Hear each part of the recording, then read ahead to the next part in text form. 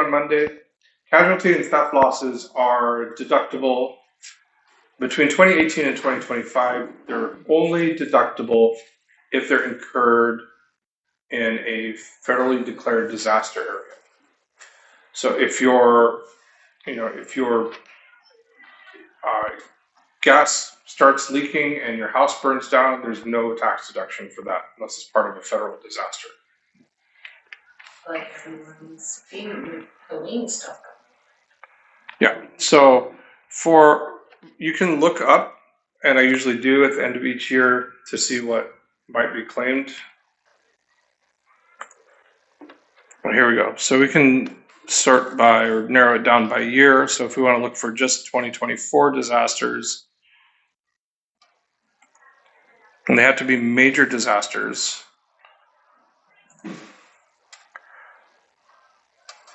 And the most recent ones are, Helene in Tennessee, Virginia, Georgia, Virginia, South and North Carolina, Florida, Tennessee, North Carolina again. Oh, well, actually, when they're EM, it's not a disaster yet. That's emergency, yeah. So once they've escalated to DR, then that's a federally declared disaster.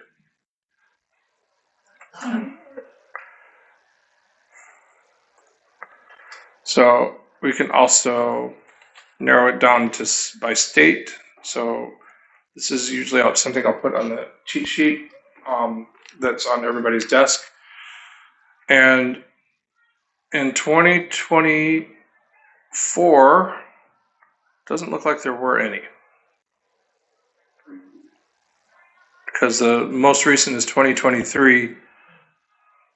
Well, it still shows up on 2024 because it was declared in 2024, even though it started in November of the previous year. So we have storms in November 2023 and storms, landslides, and mudslides in November 2023. Yeah, so those are the only two declared disasters in Alaska, and they didn't even happen in 2024.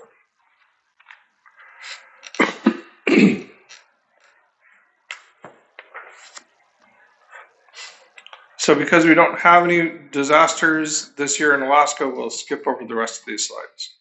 And then we'll talk about the miscellaneous or leftover itemized deductions. And that is a list of 1, 2, 3, 4, 5, 6, 7, 8 specific deductions.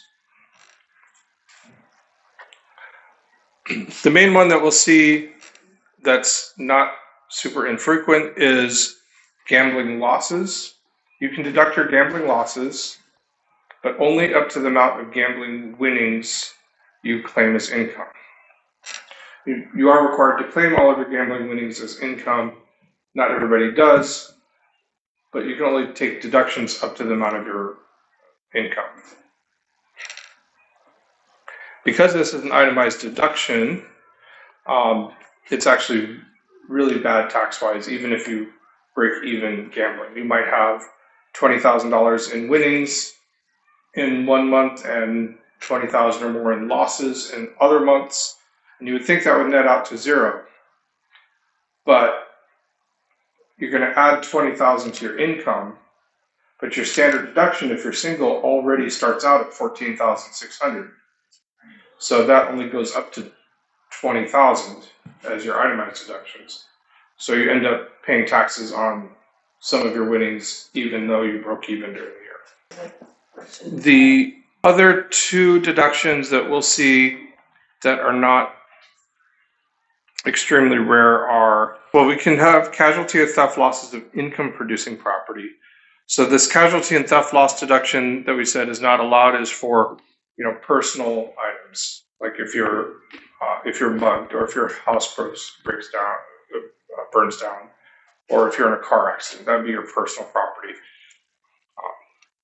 But if someone crashes into your house and causes a fire that causes it to burn down, that's entirely different, right? That would be covered.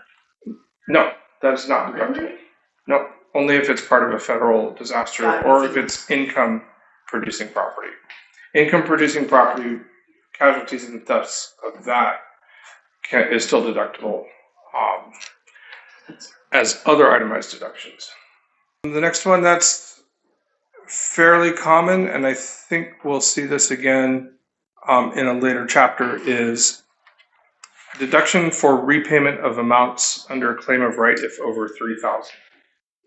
What that means is you got some money in a previous year and you believed at the time that you had a right to that money, and so you counted it as income. Later, in a different year, it turns out you didn't have a right to that money and you had to pay it back.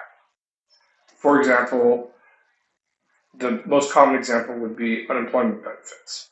If you collected 18,000 unemployment benefits in 2023, and it turns out that they found out you were also working while unemployed, and you were fully employed, I mean, you are still allowed to, in some cases, to collect some unemployment if you're underemployed. But they found out that you were working, they said, you got to pay back $4,000. You can't go back and amend your 2023 return to reverse that income. What you can do instead, you collected 18,000 in 2023. In 2024, you paid back 4,000.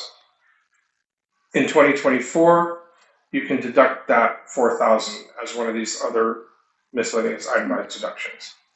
The opposite of income is a deduction. But that only works if you itemized. Yes. There's a second option that is usually better, but not always. You should generally try both ways.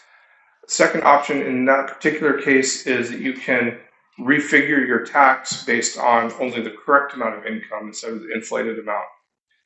But you don't amend that return, you just take the difference in tax that you would have paid and claim it as a credit on your 2024 return, or the year of the repayment.